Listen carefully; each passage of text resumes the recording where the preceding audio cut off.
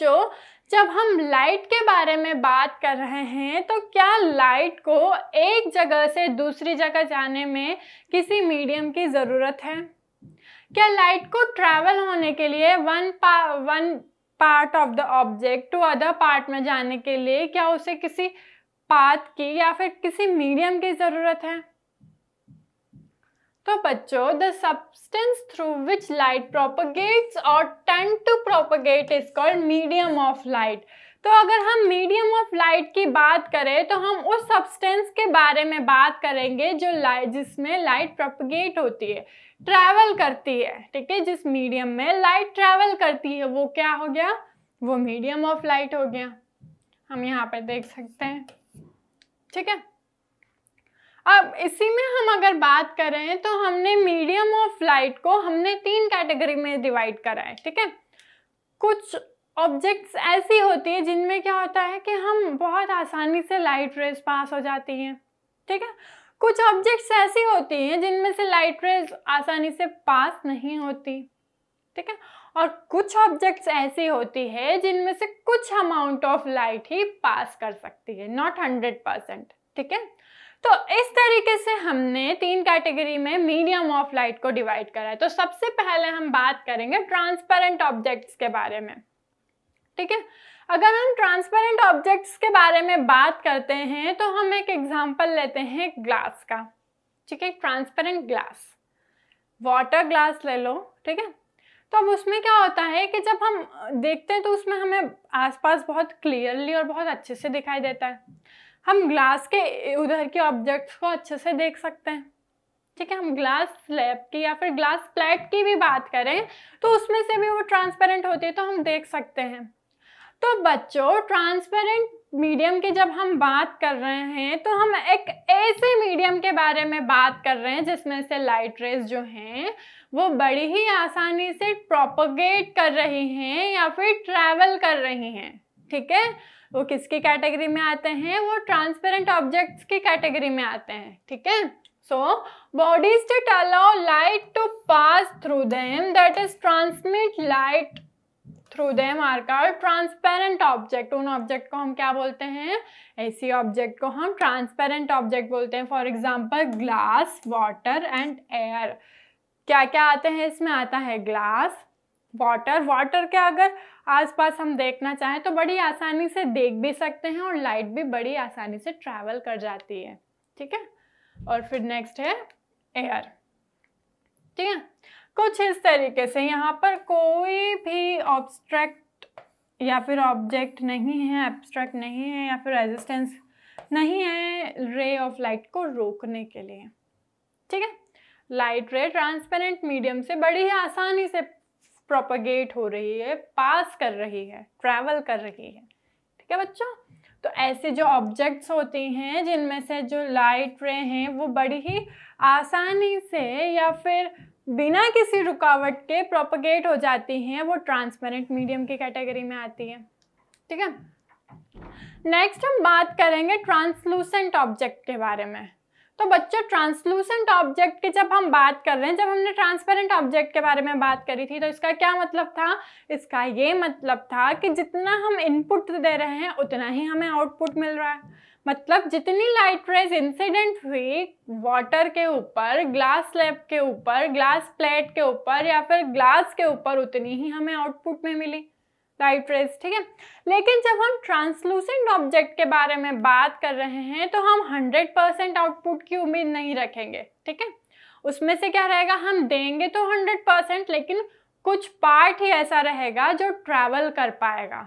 ठीक है, तो ऐसी ऑब्जेक्ट्स जो लाइट का कुछ पार्ट प्रोपगेट कर पाती है, ऐसा मीडियम जिसमें से लाइट का कुछ पार्ट प्रोपगेट होता है, वो ट्रांसलूसेंट ऑब्जेक्ट की कैटेगरी में आती है। ठीक है, so bodies that can transmit only a part of light through them are called translucent object। ऐसी ऑब्जेक्ट को हम क्या बोलते हैं? ऐसी ऑब्जेक्ट को हम ट्रांसलूसेंट ऑब्जेक्ट बोलते हैं जिनमें से लाइट का कुछ पार्ट ही प्रोपगेट कर पाता है। फॉर एग्जाम्पल हम बटर पेपर का एग्जाम्पल लें तो उसमें से हम पूरा एकदम अच्छे से तो नहीं देख पाते हैं। ठीक है, लेकिन नॉर्मली अगर फॉर बटर पेपर के बाद अगर हम देखें तो फ्रॉस्टेड ग्लास, अगर जैसे फॉर एग्जांपल हम कार के अंदर बैठे हुए और उसके ऊपर फ्रॉस्ट जमी हुई है, ठीक है, तो उसमें भी क्या होता है कि हम पूरा 100% तो नहीं, लेकिन हाँ कुछ पार्ट हम देख पाते हैं, धुंधला धुंधला दिखाई देता है, ठीक है, तो वो किसकी कैटेगरी में आते हैं बच्चों? वो ट्रांसलूसेंट ऑब्जेक्ट की कैटेगरी में आते हैं, या फिर ग्रेज्ड पेपर या फिर पैराफिन वैक्स, ये सब ट्रांसलूसेंट ऑब्जेक्ट के एग्जाम्पल हैं, ठीक है। मतलब कि पूरा 100% तो नहीं, लेकिन हाँ कुछ पार्ट है जो लाइट का प्रोपगेट कर जाएगा पर्टिकुलर ऑब्जेक्ट में से, तो वो हो गए हमारी ट्रांसलूसेंट ऑब्जेक्ट। अब ट्रांसलूसेंट ऑब्जेक्ट के बाद में हम बात करते हैं तो हम बात करेंगे ओपेक ऑब्जेक्ट्स के बारे में। ओपेक ऑब्जेक्ट्स का हम एक एग्जाम्पल के थ्रू समझते हैं। फॉर एग्जाम्पल, एक रूम में हम लोग ऐसे कंटिन्यू रूम है, ठीक है, कुछ इस तरीके से, ठीक है, और यहाँ पे क्या है? डोर बने हुए हैं, वुडन डोर, ठीक है। जब हमने यहाँ से सोर्स ऑफ लाइट दिया, ठीक है, और हमने क्या कर दिया? डोर को क्लोज कर दिया।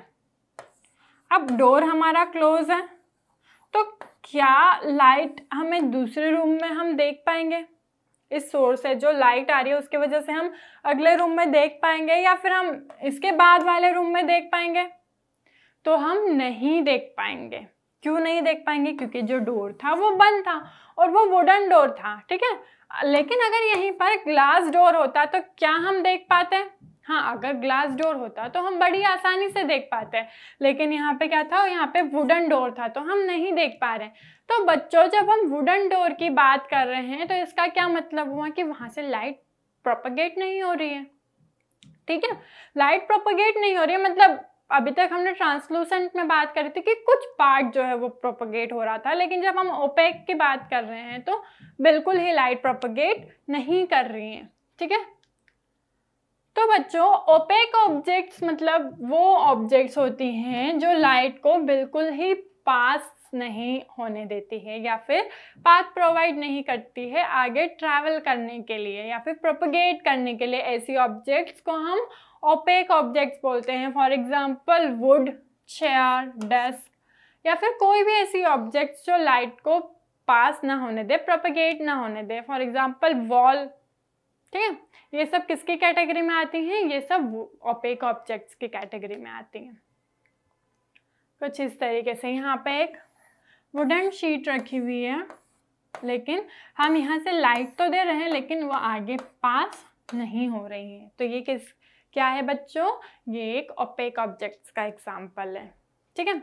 अब हमने लाइट के मीडियम के बारे में बात कर ली। अब हम बात करेंगे रेक्टिलिनियर प्रोपगेशन ऑफ लाइट के बारे में, मतलब कि लाइट कैसे ट्रैवल करती है। लाइट ट्रैवल करती है तो उसका पाथ कैसा रहता है, ठीक है। जनरली अगर हम बात करते हैं, अगर हम नॉर्मल एग्जांपल से हम देखें तो लाइट कैसे ट्रैवल करती है? क्या लाइट स्ट्रेट पाथ में ट्रैवल करती है? क्या लाइट रैंडमली किसी भी पाथ में ट्रैवल करती है? ठीक है, तो हम ये डिस्कस करेंगे। तो बच्चों, अगर जनरली हम लाइट के बारे में बात करते हैं तो लाइट हमेशा स्ट्रेट पाथ में ट्रैवल करती है, ठीक है। अब कैसे करती है स्ट्रेट पाथ में ट्रैवल? और आपने बोल दिया कि आपको कैसे पता है कि लाइट स्ट्रेट पाथ में ट्रैवल करती है? बिल्कुल सही, मुझे कैसे पता है कि लाइट स्ट्रेट पाथ में ट्रैवल करती है? तो मैंने क्या करा, मैंने एक एक्टिविटी के थ्रू समझने की कोशिश करी कि लाइट स्ट्रेट पाथ में ट्रैवल कैसे करती है। फॉर एग्जांपल, मैंने एक पाइप लिया कुछ इस तरीके से जो कि स्ट्रेट था, ठीक है। यहाँ पर मेरा लाइट का सोर्स रखा हुआ है, कैंडल, और यहाँ से मैं देखने की कोशिश कर रही हूँ, ठीक है। और जब मैं उसको कुछ इस तरीके से देखने की कोशिश कर रही हूँ तो मुझे जो सोर्स है वो बहुत अच्छे से दिख रहा है, मुझे कैंडल देख पा रही हूँ मैं कैंडल को, मतलब कि लाइट रेज जो है वो मेरी आई तक पहुँच पा रही है, ठीक है। वही मैंने क्या करा, अब मैंने इसको इस तरीके से देख लिया। अब मैंने क्या करा, मैंने इस पाइप को थोड़ा सा इसका शेप चेंज कर दिया, कुछ इस तरीके से मैंने इसका शेप कर दिया, ठीक है। और फिर मैंने इसको यहाँ से क्या करा, देखने की कोशिश करी। तो क्या मैं देख पाऊंगी? मैं कैंडल को नहीं देख पा रही हूँ। मैं कैंडल को क्यों नहीं देख पा रही हूँ? अगर हम इसका कंक्लूजन निकालें तो हम इससे सीधे सीधे ये देख सकते हैं, क्योंकि ये स्ट्रेट है और लाइट भी स्ट्रेट पाथ में ट्रैवल करती है, तो मैं इसको देख पा रही हूँ स्ट्रेट में से। लेकिन वैसे जैसे ही मैंने इसका शेप चेंज करा तो यहाँ तक तो रेज पहुँच रही है, लेकिन उसके बाद रेज नहीं जा रही है, तो मैं नहीं देख पा रही हूँ कि लाइट कहाँ से आ रही है या फिर आगे क्या रखा हुआ है। ठीक है, तो बच्चों इस एक्टिविटी के थ्रू मैं छोटा छोटा एक अंदाज़ा लगा सकते हैं कि जो लाइट है वो स्ट्रेट लाइन में ट्रैवल करती है। ठीक है बच्चों, so light travels in a straight line in vacuum और air. Light travels with velocity of 3 × 10⁸ metre पर सेकेंड। मीटर पर सेकेंड वेलोसिटी की यूनिट होती है।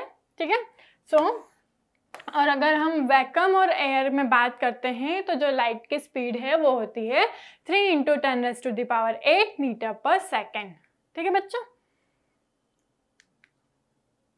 कुछ इस तरीके से हमने एक्टिविटी के थ्रू अभी देखा था कि अगर पाइप स्ट्रेट है तो मैं कैंडल को देख पा रही हूँ, लेकिन वहीं मैंने पाइप का क्या करा, थोड़ा सा शेप चेंज करा तो मैं नहीं देख पा रही हूँ। तो इसका क्या कंक्लूजन निकलता है, तो इसका ये कंक्लूजन निकलता है कि light travels in a straight path या फिर स्ट्रेट लाइन। लाइट क्या है, स्ट्रेट लाइन में ट्रैवल करती है और इस प्रॉपर्टी को हम क्या बोलते हैं, हम इसको रेक्टिलिनियर प्रोपगेशन ऑफ लाइट बोलते हैं। ठीक है।